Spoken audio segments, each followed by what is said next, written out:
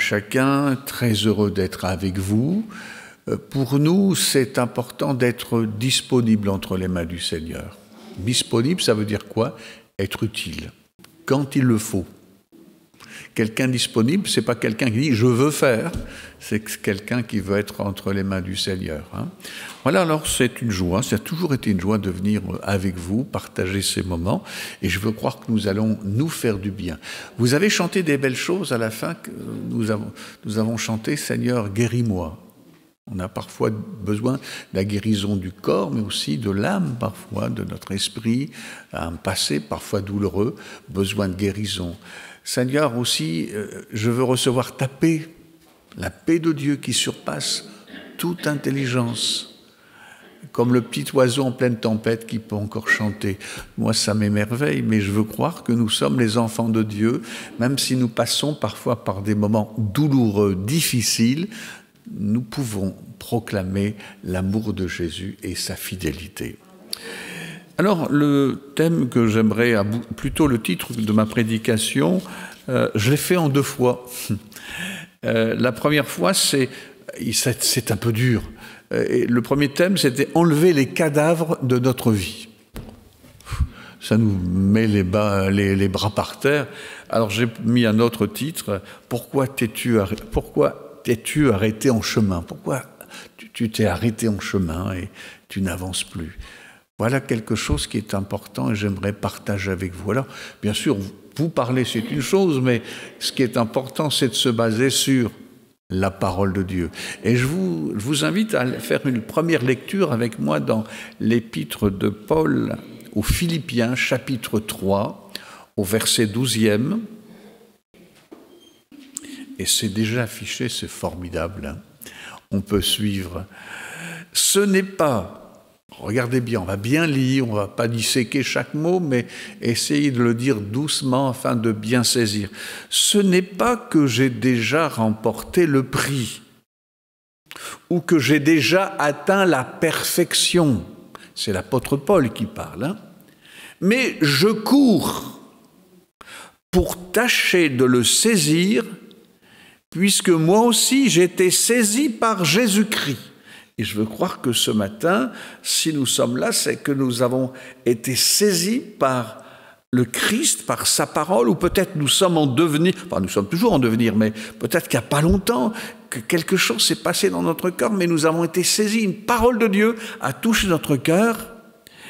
Et voilà ce qu'il dit, c'est plus le religieux, c'est plus celui qui faisait parce que, mais il dira frères et sœurs, je ne pense pas l'avoir saisi, mais je fais une chose, oubliant ce qui est en arrière et me portant vers ce qui est en avant, je cours vers le but pour remporter le prix de la vocation céleste de Dieu en Jésus-Christ. Alors j'aimerais vous arrêter déjà et vous dire ceci. Dans un stade, quand il y a des gens, des coureurs à pied, où ils courent tous, il n'y en a qu'un seul qui remporte le prix, mais quand on court sur le chemin du Seigneur, tous ceux qui franchissent la ligne d'arrivée remportent le prix.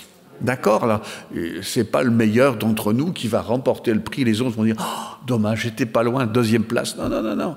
Mais il y a quelque chose qui est important, et j'aimerais que nous puissions le saisir ce matin, c'est que nous ne sommes pas encore comme nous devrions être, mais nous sommes tous en devenir.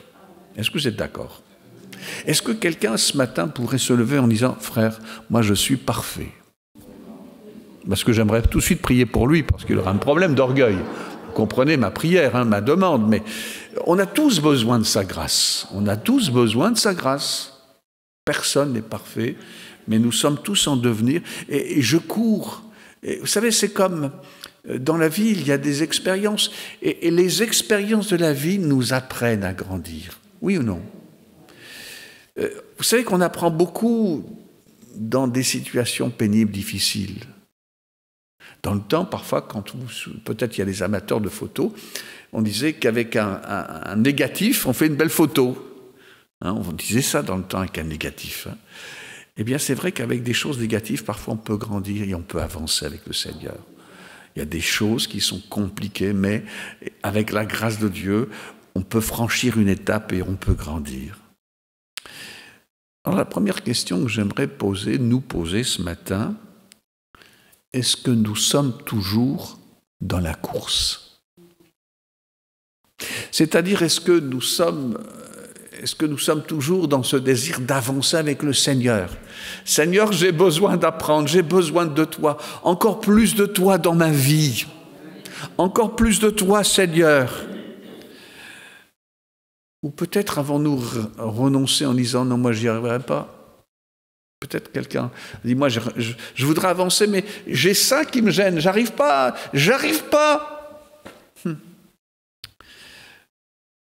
Et peut-être on peut se décourager. C'est compliqué. Ça vous est déjà peut-être arrivé d'être découragé? Moi, j'ai été découragé. Je me souviens d'une époque, j'avais un souci avec un frère. Alors, bien sûr, on peut toujours dire, il faut les mettre ça de côté, puis on avance, mais la Bible dit, si tu as un problème avec ton frère, ou si ton frère a un problème contre toi, qu'est-ce qu'il faut faire? Il faut aller le voir. Alors, je suis allé le voir, ce qui semblait tout à fait logique et biblique. Et quand je suis allé le voir, après l'avoir vu, j'étais encore dans un état pire qu'en allant avant. C'est compliqué, ça. Mais j'avais fait cette démarche et j'étais pas bien. Et j'aurais pu rester à être bloqué par ce problème. Il a fallu véritablement que je demande au Seigneur sa guérison et sa grâce. Mais c'était des moments pénibles et difficiles, parce qu'on peut s'arrêter à cause d'un problème. On peut. Alors je voudrais vous poser cette question. Avons-nous renoncé à la victoire? Et pourquoi? Es-tu en perte de vitesse, sur le point d'abandonner la course? Et on a peut-être, comme celui qui court, un point de côté. On est touché, ou un coup de fatigue, ou un coup de découragement. Peut-être tu t'es arrêté à cause d'un incident, d'une parole blessante, ou quelque chose que tu n'as pas compris. Non, je ne suis pas d'accord, je ne comprends pas. Ça peut. Ou alors tu t'es senti mis de côté. C'est terrible d'être mis de côté. On a l'impression que tous les autres sont bons, sauf nous. Mais qu'est-ce que j'ai fait? Mes frères et sœurs, ce qui est extraordinaire dans la parole, c'est qu'il y a tout ce qu'il faut pour nourrir notre âme, mais que nous puissions comprendre aussi son plan et ce que Dieu veut pour nous, et aussi ce que nous devons faire devant certaines situations. C'est vrai que certains textes bibliques sont difficiles à saisir, très difficiles, même à imaginer, parce que certains textes sont, permettez-moi l'expression, sanglants. Et on se demande même pourquoi le Saint-Esprit a permis que nous les ayons dans sa parole. Parce que je veux croire que ces textes ont été inspirés à des hommes de Dieu, pour que nous les ayons. Alors, pourquoi de tels textes sont-ils là? Eh bien, pour notre édification, pour qu'on puisse saisir et avancer. Et parfois, reconnaissons-le, ce sont nos vies d'aujourd'hui qui sont difficiles à cerner elles aussi. Alors, il y a une histoire sanglante qui a attiré mon attention, et pour nous ce matin, je n'ai jamais prêché sur ce sujet, j'aimerais qu'on le partage ce matin ensemble. C'est un texte que nous trouvons, c'est dans l'histoire de David. Ah, David, il y a des beaux textes de David. On aime bien le petit David qui s'occupe simplement des brebis. Bon, pas tout de suite, non, on va attendre un peu. Là, c'est un texte après, mais là, pour l'instant, on n'est qu'avec David. David qui s'occupe des brebis, comme disait un de ses frères, le petit troupeau là, que le père t'a confié. Bien lui-même, le petit troupeau, il s'en occupe. Il est jeune, mais il a fait des expériences avec Dieu extraordinaires. Je ne sais pas si vous avez fait des expériences extraordinaires. Des choses que, même quand on les raconte, on vous dit, t'exagères ou pas? C'était comme ça. Mais oui, on a vécu des choses fortes avec le Seigneur. On a vu sa main. Et David avait vu la main de Dieu, parce que lui, quand il faisait quelque chose, il le faisait à fond. Et toi, comment tu fais les choses? À fond? Quand je vous dis à toi, c'est à moi, à chacun, on les fait à fond. Et lui, bien quand il y avait, la Bible nous dit, un ours ou un lion qui venait attaquer son troupeau, il aurait pu dire, papa m'a dit une chose, tu t'occupes des troupeaux, mais tu fais attention à ta vie. Mais non, lui, il disait non, pas ça. Moi, les brebis, ils ont une valeur. Et il y allait à fond pour ces brebis. On a l'impression de voir un vrai pasteur. Un pasteur, ça veut dire un berger, donc un berger qui s'occupe de ses moutons, il y va, de ses brebis, il y va à fond. Il a vécu des choses fortes, et puis par la suite, il y a eu Goliath, il y a eu des choses formidables, il allait au combat, etc., etc. Mais David, à un moment donné dans sa vie, comme si on ne veille pas, comme si, quand on ne veille pas, on peut se laisser avoir par l'ennemi de nos âmes qui va vous mettre des choses qui vont faire que. Et David s'est laissé aller. Et ça va mettre du trouble dans sa famille. Du trouble. Parce que lui n'a pas su gérer, alors ses enfants, ils n'ont pas eu le bon témoignage. Et il va se passer des choses dans la famille. Il y en a un qui va tuer sa demi-sœur, et puis ça va continuer. Et un jour, Absalom, il est beau, tout le monde dit, il est formidable, Absalom. Il est beau comme un chef, comme un futur roi. Et même le peuple se tourne vers lui. Il va se passer des choses troublantes.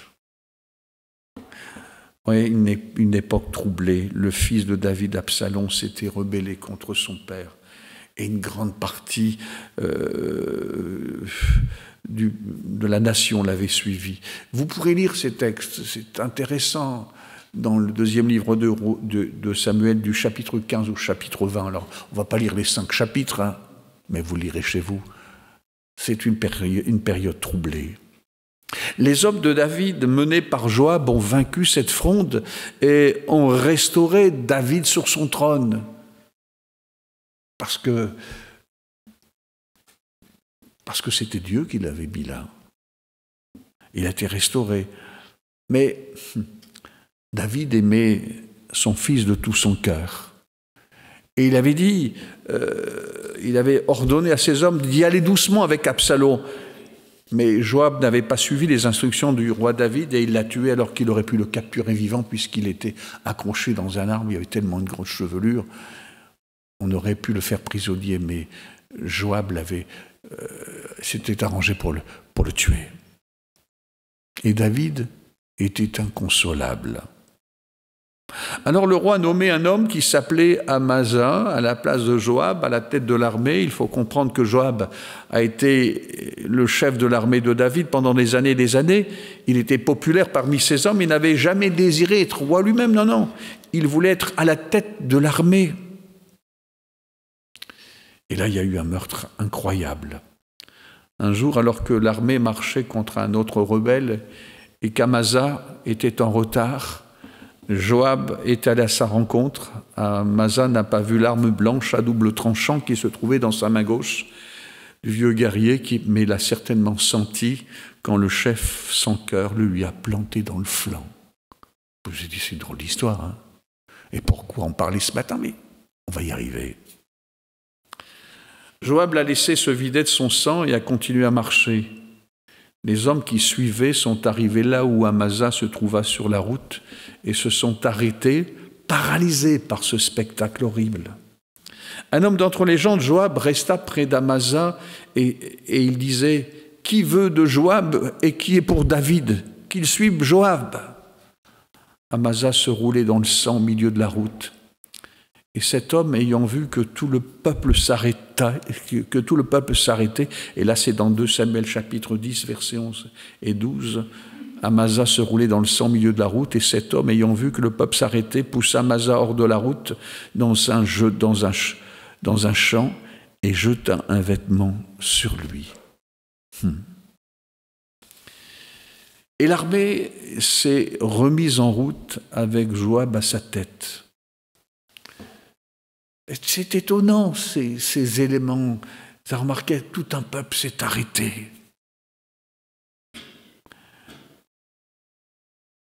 Et voilà qu'un homme a fait quelque chose, il a jeté un vêtement. L'armée s'est remise en route. Est-ce que cela s'est vraiment passé ainsi? Oui. On pourrait presque dire, on dirait qu'il s'agit d'un scénario de film.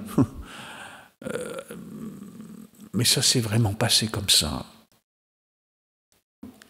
Mais qu'est-ce que cela a à voir avec moi? Qu'est-ce que ça a à voir avec nous ce matin? Ce n'est pas très glorieux d'ailleurs, mais ce récit, cette partie de la vie de David est citée dans la Bible et elle est à noter, et elle a été notée pour notre instruction. De nombreuses personnes ont connu des choses horribles dans leur vie. Et elles ont arrêté de grandir intérieurement. Ça les a marquées, blessées. Tout comme cette armée, paralysée par le meurtre de l'un de ses chefs. Des hommes, des femmes se sont arrêtés et ne peuvent plus avancer, dépasser ce point. C'est comme un point de rupture.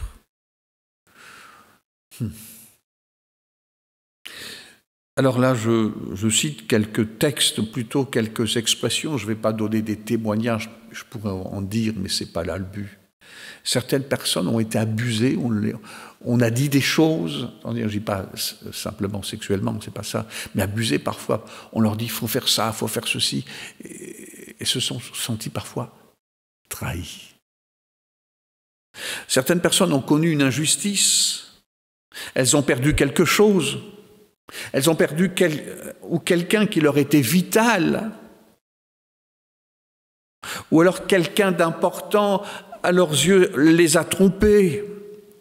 Il y a parfois eu des espoirs qui se sont effondrés, et on pourrait continuer indéfiniment la liste.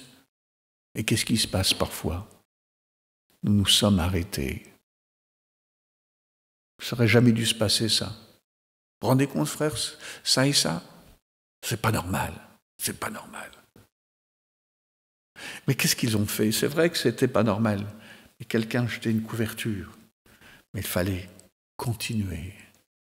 Je reviens au texte que nous avons lu tout à l'heure. Est-ce que vous avez remarqué? Je cours.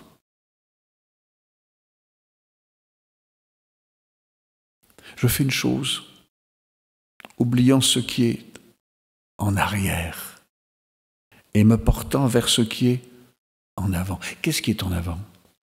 Qu'est-ce qui est en avant pour toi, mon frère, ma sœur? C'est le retour du Seigneur. Je pense que vous attendez après le retour du Seigneur. C'est pas ça qui est important. Vous savez, il y a des choses que nous devons remettre entre les mains du Seigneur. Les injustices, moi, ce qui m'a fait avancer, comme tout à l'heure je vous ai donné cette expérience, c'est de tout remettre entre ses mains. Et sur ce verset qui a dit, où le Seigneur dirait, qui dit, dans sa parole, à moi la vengeance, à moi la rétribution. Il y a des choses que je ne pourrai jamais régler. Il y a des choses que je dois régler, mais si je ne peux pas, je remets toute chose entre ses mains. Mais si je ne dépose pas, qu'est-ce que je vais faire? Je vais le porter jusqu'à la fin, mais vous avez déjà essayé de courir avec plein de sacs? Est-ce que ça vous arrive à courir avec des sacs? Il y en a qui font des courses comme ça. Moi, je me souviens, à l'armée, parfois on mettait 15, 20, 25 kilos dans un truc, et puis il fallait marcher. C'est complètement ridicule. Mettre des cailloux et marcher avec ça. Mais c'était comme ça. Bien, vous avez des chrétiens qui ont des sacs pleins, ils sont lourds leurs sacs. Des fardeaux que le Seigneur ne nous demande pas de porter. Puisque les injustices, il faut les déposer aux pieds du Seigneur, oui ou non? Mais alors pourquoi vous le faites? Pourquoi vous continuez parfois à porter des choses qu'on doit déposer?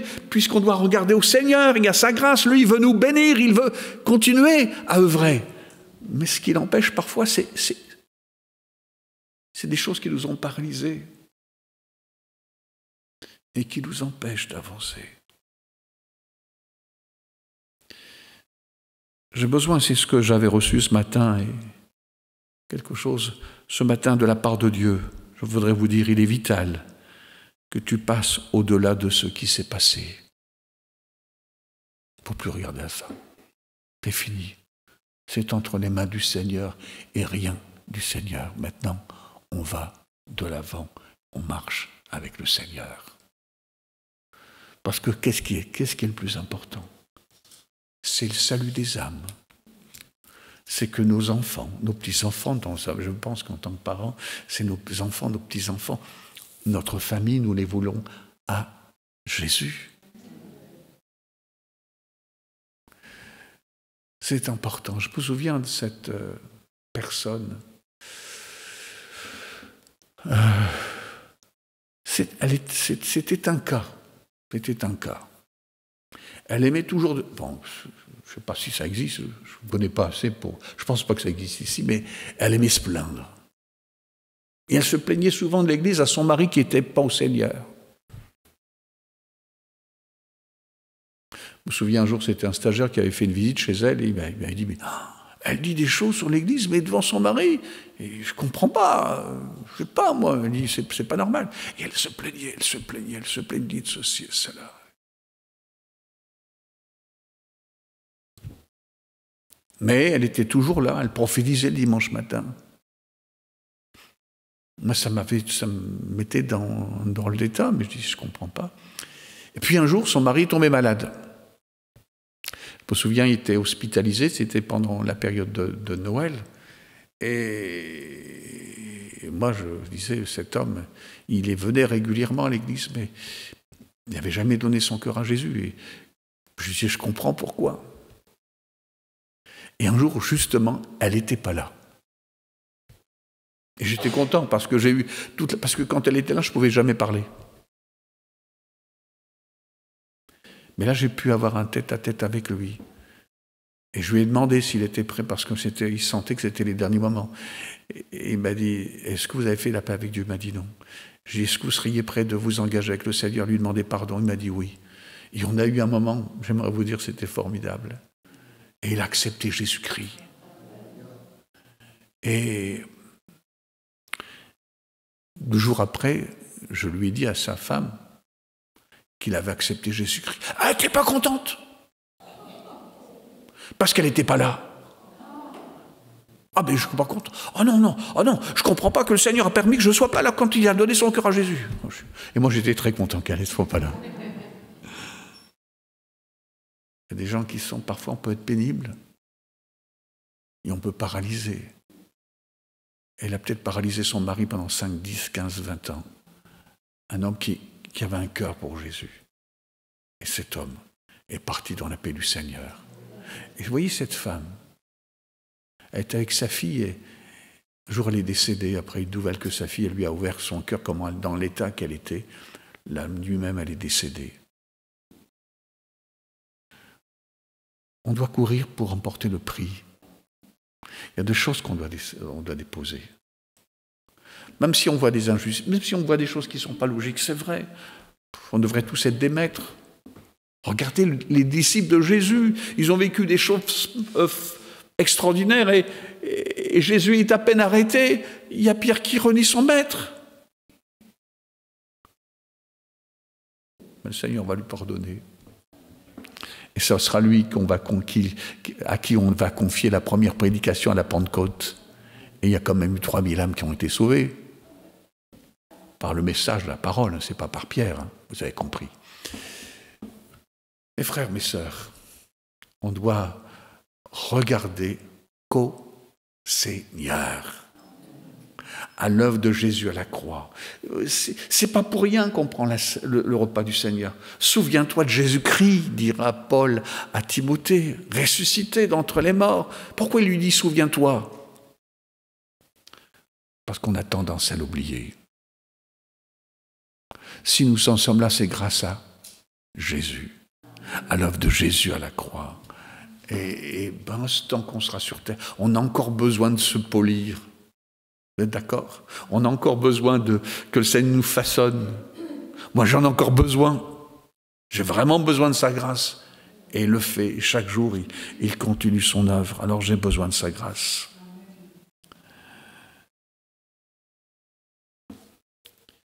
Il nous a créés pour que nous puissions aller de l'avant et que nous soyons des vainqueurs en Jésus-Christ. Et pour faire cela, nous devons être guéris du cadavre qui est étendu sur la rue, sur la route. Il y a des cadavres parfois, des choses qui n'auraient peut-être pas dû. Là, ce n'était pas lu. Mais il y a des choses qui sont là. Alors, je vais conclure avec cette pensée des pas vers la guérison. Ce que j'ai besoin, c'est de remettre tout entre les mains du Seigneur. Vous êtes d'accord? On chantait ce cantique, on le chante encore parfois, entre tes mains, j'abandonne tout. Mais vous savez qu'est-ce que c'est tout? Tout, c'est tout. Tout, notre vie, les choses du passé, les échecs. Parfois on dit, mais pourquoi? Dieu sait tout. Remets toutes choses entre les mains du Seigneur.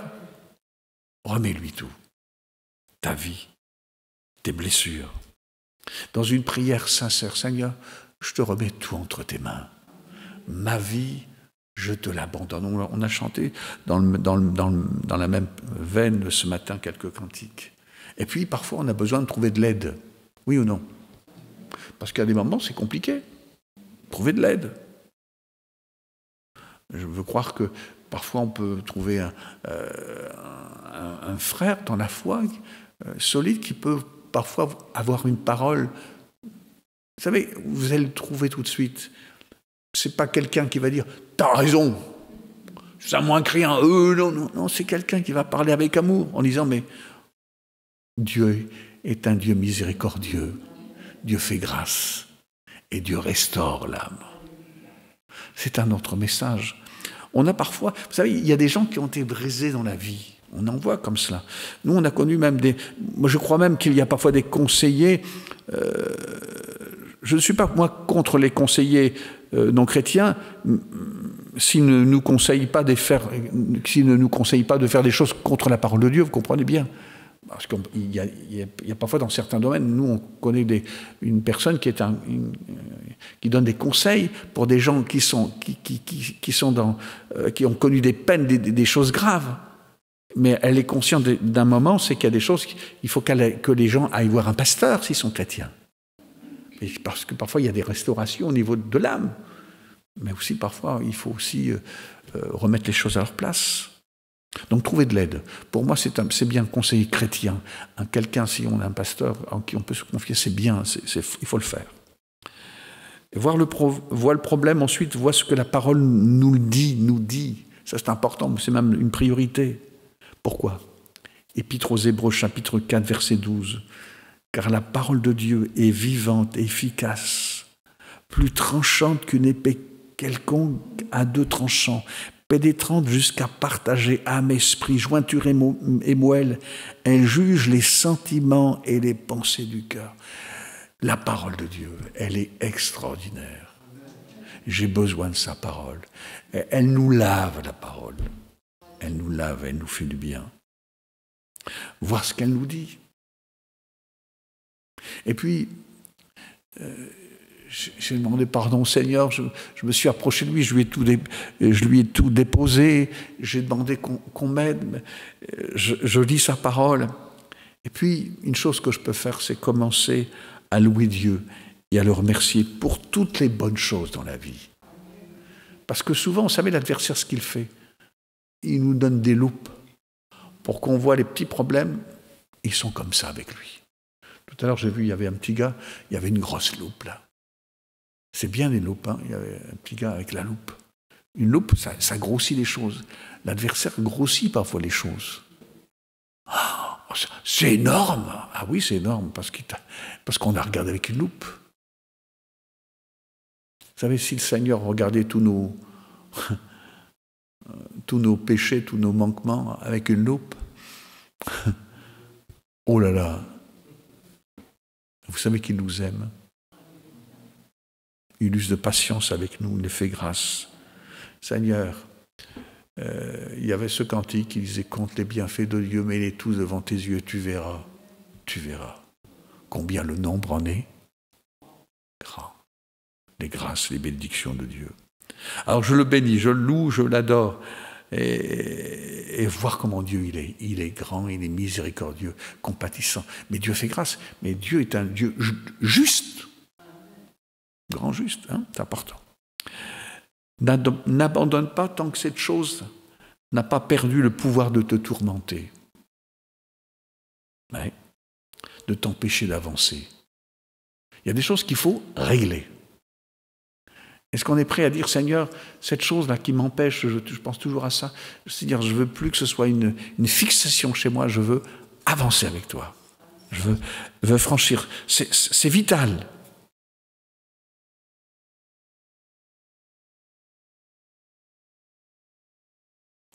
Il ne faut pas.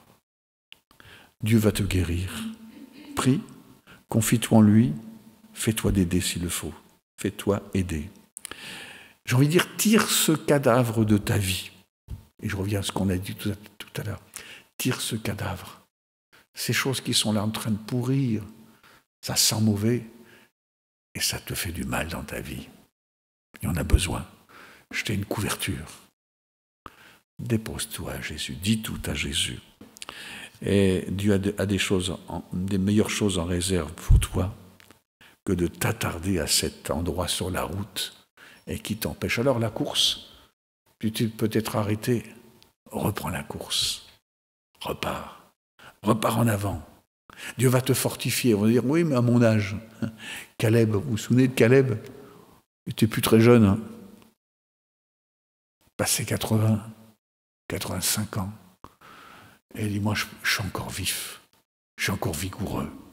Et je veux croire que dans la vie, avec le Seigneur, on doit être encore vigoureux pour prendre des victoires. On ne parle pas comme des anciens combattants, on est encore des combattants pour le Seigneur. Et on veut aller de l'avant et que des âmes soient gagnées. Alors que Dieu nous aide, que Dieu nous fortifie. Et je vais simplement rappeler ce verset d'introduction. Ce n'est pas que j'ai déjà remporté le prix ou que j'ai atteint déjà la perfection, mais je cours pour tâcher de la saisir, puisque moi aussi j'ai été saisi par Jésus-Christ. Frère, je ne pense pas l'avoir saisi, mais je fais une chose, oubliant ce qui est en arrière, et me portant vers ce qui est en avant, je cours vers le but pour remporter le prix de la vocation céleste de Dieu en Jésus-Christ. Amen. Que Dieu nous aide et que Dieu nous fortifie. On va prier le Seigneur.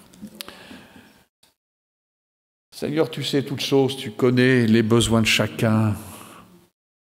Tu sais parfois ce qui nous empêche d'avancer, ce qui a été comme une blessure, les paroles qui ont été dites et qui nous ont blessés. Seigneur, peut-être ce matin, il y a quelqu'un qui a besoin d'être guéri. Ou peut-être quelqu'un qui a été mis de côté, peut être mis de côté, incompris même par ses collègues, mis de côté complètement. Mais toi, tu sais toutes choses, mon Dieu. Ce qui est important à nos yeux, c'est toi, ce que toi tu penses. Alors Seigneur, nous voulons courir pour remporter le prix. Et Seigneur, ces blessures, ces coups, Seigneur, bien nous te déposons toutes choses. Seigneur, et nous voulons véritablement que ta grâce vienne et nous aide à prendre la victoire. Nous ne voulons pas nous arrêter, mais nous voulons aller de l'avant. Et comme nous l'avons dit, Seigneur, le meilleur est devant nous. C'est le Seigneur et tu viendras nous chercher pour nous prendre avec toi dans ton ciel de gloire. Et pour cela, nous voulons être pris, nous voulons être prêts, nous voulons rapporter le prix de la vocation céleste en Jésus-Christ. Tu fais grâce à chacun, tu nous aides. Et Seigneur, et si quelque chose a été dit imparfaitement, bien toi, porte ton esprit. Tu corriges toutes choses et tu fais ton œuvre dans nos cœurs et dans nos vies. Je veux te bénir, te louer, parce que je veux croire que tu le fais encore ce matin. Sois béni, Père, dans le nom de Jésus. Amen.